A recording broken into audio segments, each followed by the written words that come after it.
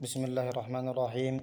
مشاهدينا الكرام، إليكم موعد وتوقيت مباراة برشلونة وباريس في الجولة الثانية من دوري أبطال أوروبا 2025-2026 ليصلكم كل جديد.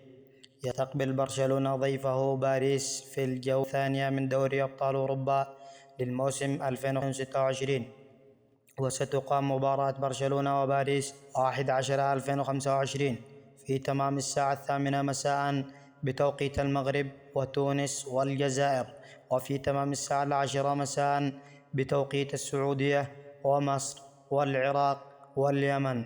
وسيتم نقل مباراة برشلونة وباريس على قناة B1 إن شاء الله بتعليق حسن العيدروس. ولا تنسوا الاشتراك والإعجاب بالفيديو ليصلكم كل جديد.